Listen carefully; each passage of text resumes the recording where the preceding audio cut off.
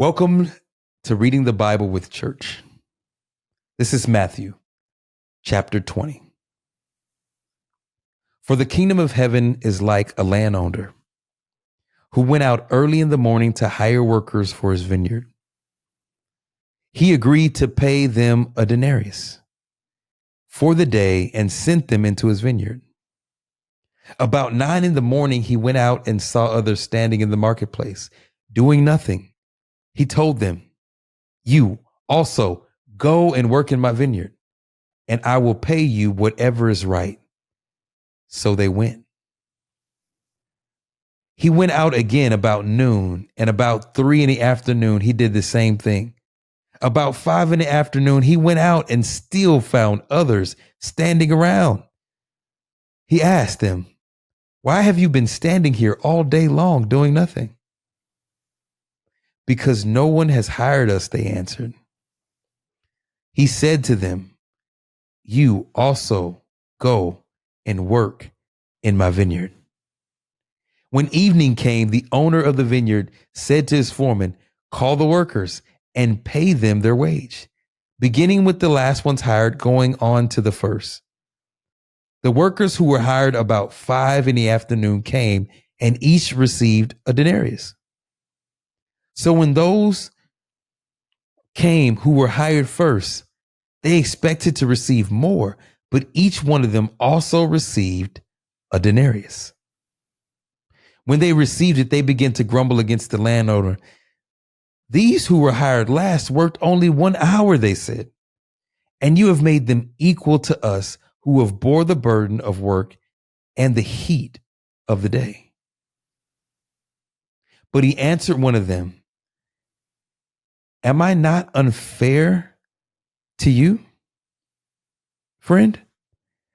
Didn't you agree to work for a denarius? Take your pay and go. I want to give the ones who was hired last the same as I gave you. Don't I have the right to do what I want with my own money? Or are you envious because I am generous? So the last will be first, and the first will be last." Now Jesus was going up to Jerusalem. On the way, he took the 12 aside and said to them, "We are going up to Jerusalem, and the Son of Man will be delivered over to the chief priests and the teachers of the law.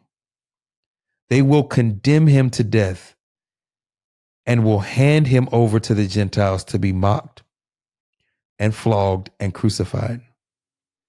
On the third day, he will be raised to life." Then the mother of Zebedee's sons came to Jesus with her sons and kneeled down, asking a favor of him.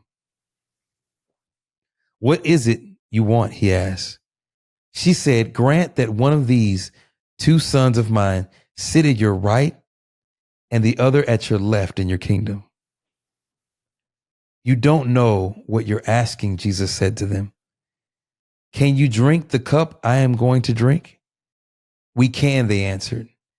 Jesus said to them, "You will indeed drink from my cup, but sit at my right or left is not for me to grant. These places belong to those for whom they have been prepared by my Father." When the 10 heard about this, they were indignant with the 2 brothers. Jesus called them together and said, "You know that the rulers of the Gentiles lord over them, and their high officials exercise authority over them. Not so with you. Instead, whoever wants to become great among you must be your servant, and whoever wants to be first amongst you must be your slave. Just as the Son of Man did not come to be served, but to serve, and to give his life as a ransom for many."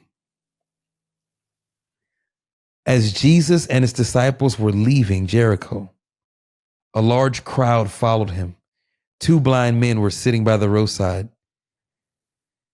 And when they heard that Jesus was going by, they shouted, "Lord, Son of David, have mercy on us." The crowd rebuked them and told them to be quiet, they shouted all louder, "Lord, Son of David, have mercy on us." Jesus stopped and called them. "What do you want me to do for you?" he asked. "Lord," they answered, "we want our sight." Jesus had compassion on them and touched their eyes. Immediately, they received their sight and followed him. Matthew chapter 20.